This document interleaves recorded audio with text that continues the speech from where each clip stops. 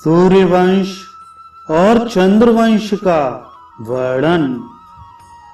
ऋषियों ने पूछा, तत्वज्ञ सूत जी, अब आप हम लोगों से संपूर्ण सूर्यवंश तथा चंद्रवंश का क्रमशः यथार्थ रूप से वर्णन कीजिए।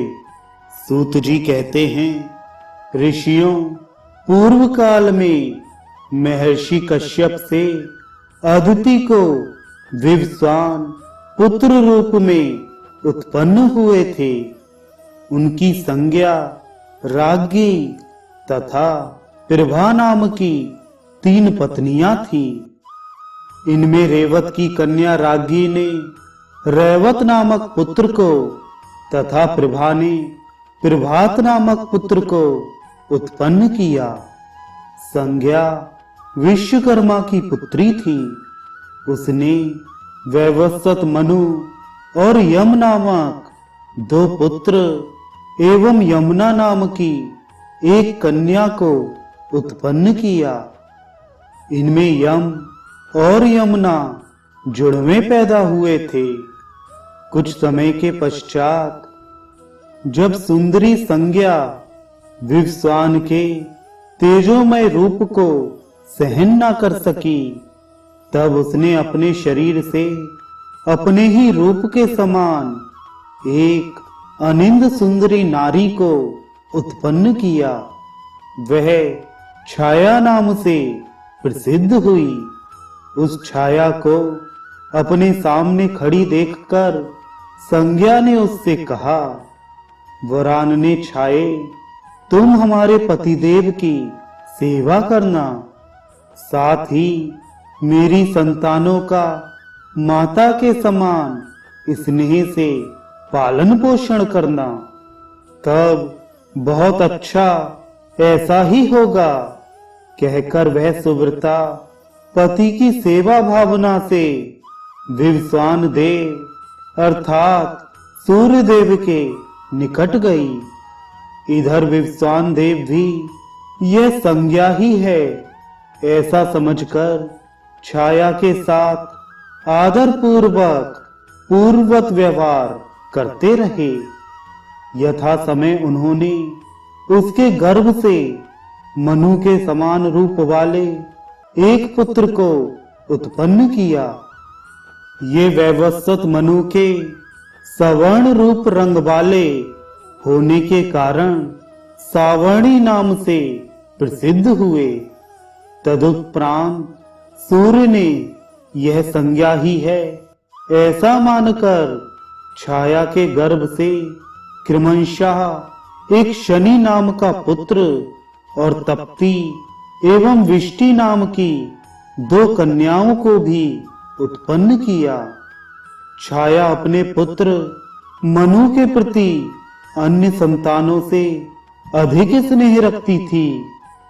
उसके इस व्यवहार को संज्ञानंदन मनु तो सहन कर लेते थे, परंतु यम एक दिन सहन ना होने के कारण क्रुद्ध हो उठे और अपने दाहिने पैर को उठाकर छाया को मारने की धमकी देने लगे।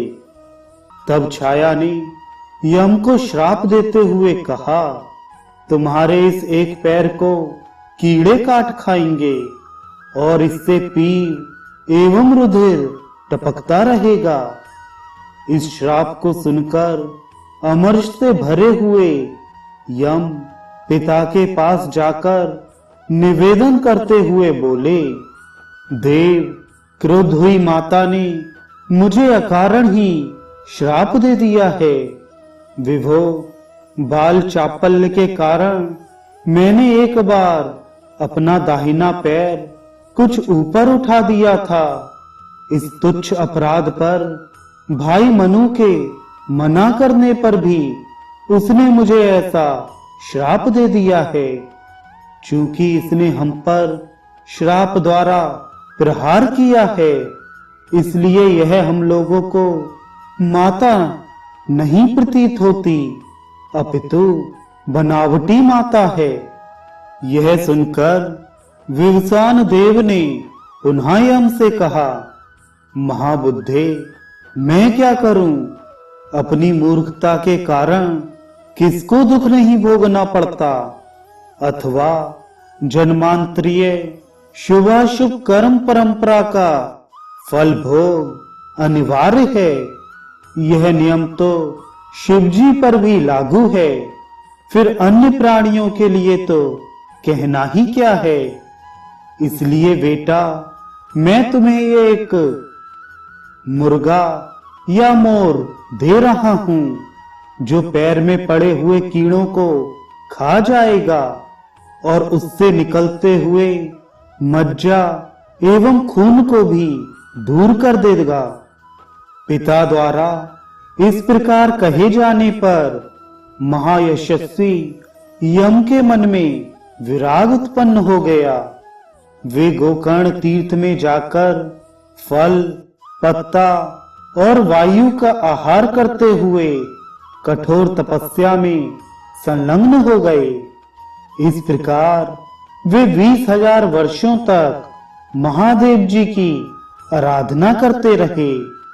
कुछ समय के पश्चात त्रिशूलधारी महादेव उनकी तपस्या से संतुष्ट होकर प्रकट हुए। तब यम ने उनसे वर रूप में लोकपालक, पितरों का आधिपत्य और जगत के धर्म अधर्म का निर्णायक पद प्राप्त करने की इच्छा व्यक्त की। महादेव जी ने उन्हें सभी वरदान दे दिए।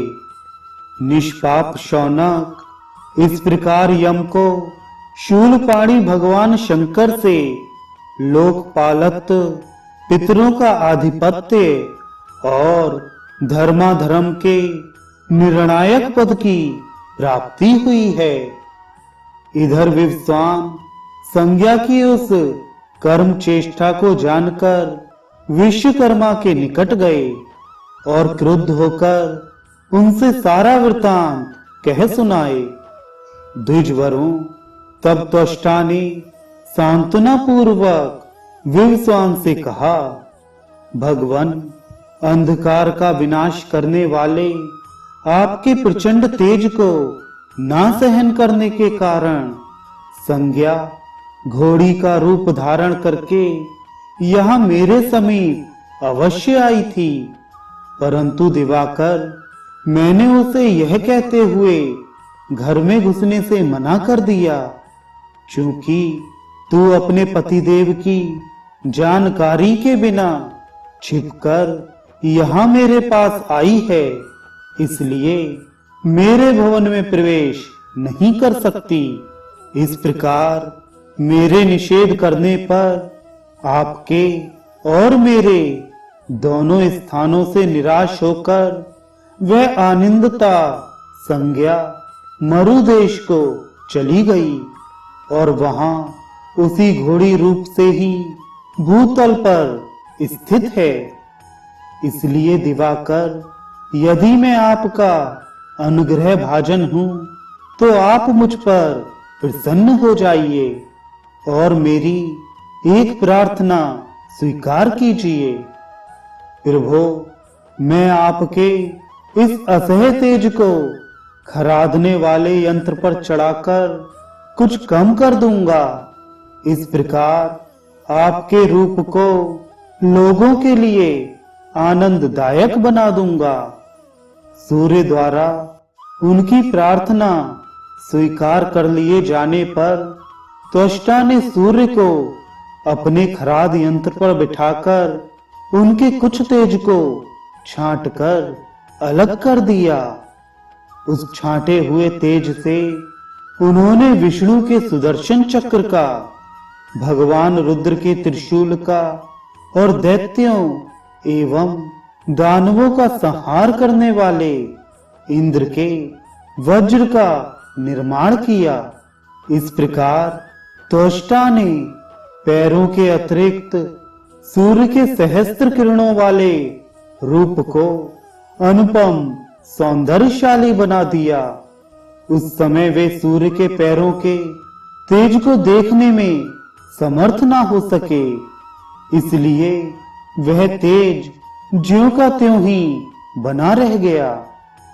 अतः अर्चा विग्रह में भी कोई सूर्य के चरणों का निर्माण नहीं कराता। यदि कोई वैसा करता है तो उसे मरने पर अत्यंत निंदित पापिष्ट गति प्राप्त होती है तथा इस लोक में वह दुख भोगता हुआ कुष्ठ रोगी हो जाता है। इसलिए धर्मात्मा मनुष्य को चित्रों एवं मंदिरों में कहीं भी बुद्धिमान देव देवेश्वर सूर्य के पैरों को नहीं बनाना, ना ही बनवाना चाहिए।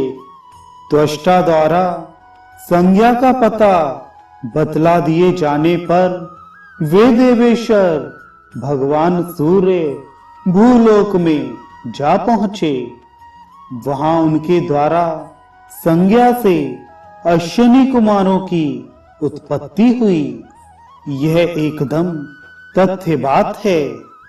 संज्ञा की नासिका के अग्रभाग से उत्पन्न होने के कारण वे दोनों नासत्य और दस्त्र नाम से भी विख्यात हुए। कुछ दिनों के पश्चात अश्व रूपधारी सूर्य देव को पहचान कर संज्ञा परम संतुष्ट हुई और हर्षपूर्ण चित्त से पति के साथ विमान पर बैठकर आकाश को चली गई। छाया की संतानों में तपोधन सावर्णी मनु आज भी सुमेरु गिरी पर विराजमान हैं। शनि ने अपनी तपस्या के प्रभाव से गिरहों की समता प्राप्त की। बहुत दिनों के बाद यमुना और तप्ती ये दोनों कन्याएं नदी रूप में परिणत हो गईं। उसी प्रकार भयंकर रूप वाली तीसरी कन्या विष्टि या भद्रा काल रूप में अवस्थित हुई। वैवस्वत मनु के 10 महाबली पुत्र उत्पन्न हुए थे। उनमें इल ज्येष्ठ थे जो पुत्रेष्टि यज्ञ के फलस्वरूप पैदा हुए थे।